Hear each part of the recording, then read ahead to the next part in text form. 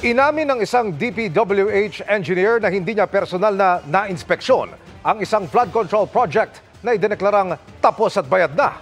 Nakatutok live si Tina Panganiban Perez. Tina. Emil, sa pagsisimula ng pagdinig ng House Infrastructure Committee sa mga umano'y maanumalyang flood control projects, inamin ng isang na-relieve na DPWH official na may kakulangan siya sa nangyari. The word moro-moro. Sumentro ang House Infrastructure Committee sa mga flood control projects sa Bulacan na ininspeksyon ni Pangulong Bongbong Marcos kamakailan. Ipinakita ni House Infracom Co-Chairperson Joel Chua ang mga kontrata para riyan na pirmado ni dating Bulacan 1st District Engineer Henry Alcantara. Yung contract agreement po, ito po, between the DPWH and Sims Construction Trading worth, magkano ba ito? 55 million. Yung contract agreement between the DPWH, duly represented by Henry Alcantara, and St. Timothy Construction kontrata. Same thing. Ito po yung kontrata, this time under Wawaw Builders.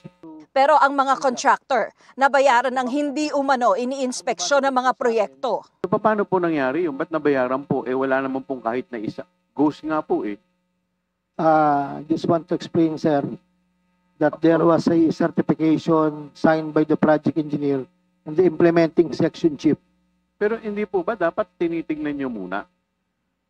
Your Honor, as I told you, napakarami pong papel na dumadaan po sa akin every day. Do you believe you are responsible for that? Actually po, ang negligence on my part, inamin ko po may kakulangan ako dahil I did not personally go to it. O dapat talaga kasuhan ka. Ayon kay dating DPWH Secretary Manuel Bonoan, may pauna ng natuklasan ang pinasimulan niyang investigasyon bago magbitiw. There are two projects that we have noted that these are ghost projects. So yung dalawang dagan pa yon? Baka, yung ghost. Tingnan natin kung ano yung maibigay doon sa validation team natin. Nanindigan din siyang wala siyang kinalaman sa katiwalian. I can shout. Hindi po ako involved. Sir, ba't po kayo nag-resign? Pero sir, during your term po ito Accountability. 5 contractor naman ang bibigyan ng sabpina dahil sa pang-iisnab sa imbitasyon ng Infracom.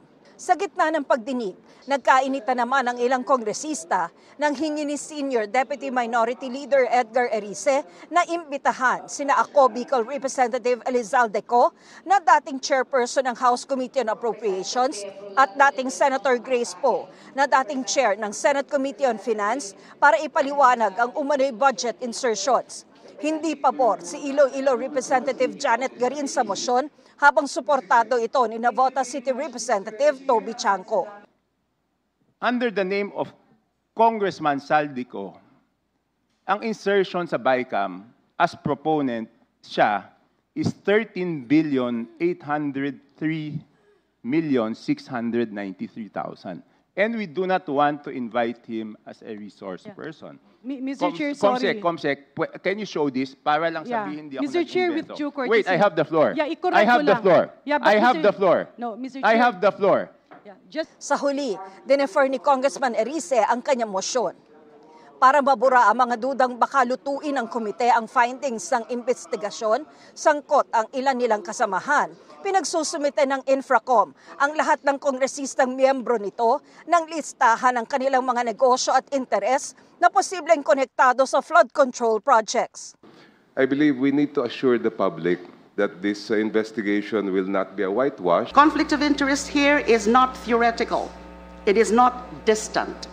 It is real. Sinuspende ang pagdinig pasado alas 6 ng gabi pero pagdedesisyonan pa ng House Infracom kung kailan ang susunod na hearing. Emil? Maraming salamat, Tina Panganiban Perez.